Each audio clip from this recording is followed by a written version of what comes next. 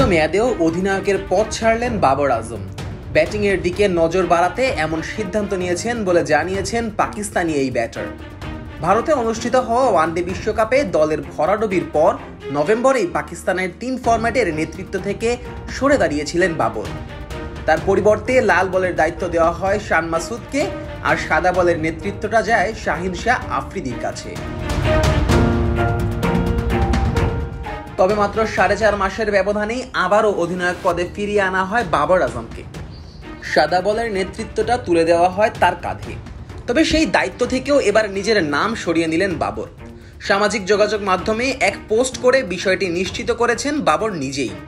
তিনি লিখেছেন, আমি পাকিস্তান পুরুষ দলের অধিনায়কত্ব ছাড়ার সিদ্ধান্ত নিয়েছি। এই দলকে নেতৃত্ব দেওয়া অনেক সম্মানের বিষয়। সাম্প্রতিক সময়ে পাকিস্তান ক্রিকেট দলের অবস্থা খুব একটা ভালো যাচ্ছে না। গত ওয়ানডে বিশ্বকাপ ও টি-20 বিশ্বকাপে বাদ পড়েছে প্রথম পর্ব থেকেই। টি-20 বিশ্বকাপে তো নবাগত যুক্তরাষ্ট্রের সাথে পর্যন্ত ম্যাচ হারতে হয়েছে বাবর রিজওয়ানদের।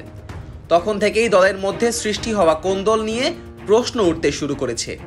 আর এসব ব্যাপার মাথায় রেখে বাবরকে নেতৃত্ব ছাড়ার পরামর্শ দেন সাবেক অনেক ক্রিকেটারই। তাকে ব্যাটিংয়ে আরও বেশি মনোযোগ হবার কথাও বলেছিলেন সাবেক তারকারা।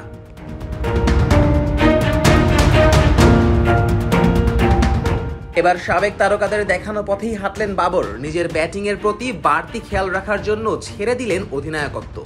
তার এমন সিদ্ধান্তের ব্যাখ্যা দিতে গিয়ে বাবর লেখেন, দলকে নেতৃত্ব দেওয়া ছিল দারুণ সম্মানের, কিন্তু এখন সময় হয়েছে আমার সরে দাঁড়ানোর এবং নিজের খেলার প্রতি মনোযোগী হওয়ার। অধিনায়কত্ব অভিজ্ঞতা দেয়, কিন্তু এটা উল্লেখযোগ্যভাবে কাজের চাপও বাড়ায়।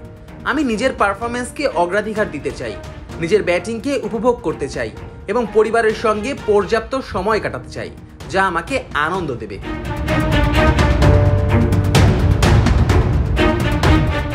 গত 1 বছরে সাদা বলের কোনো ফরম্যাটেই হাসেনি বাবরের ব্যাট। ওডিআইতে শেষ 1 বছরে 9 ম্যাচে বাবর রান করেছেন 320।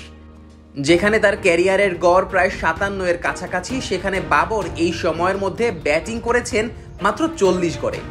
টি-20তে এভারেজটা অবশ্য ক্যারিয়ার এভারেজের কাছাকাছি হলেও তার ব্যাটিং স্ট্রাইক রেট নিয়ে কথা উঠেছে অনেক।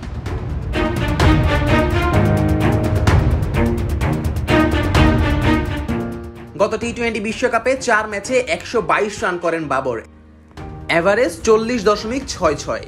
তবে 101-এর স্ট্রাইক রেট যে দলের বিপদটা আরও বাড়িয়েছে সেটা আর বলার অপেক্ষা রাখে না, যার ফলশ্রুতিতে গ্রুপ পর্ব পার করতে পারেনি পাকিস্তান। এই ব্যর্থতার পর থেকেই ব্যাপক সমালোচনার মুখে পড়তে হয় তাকে।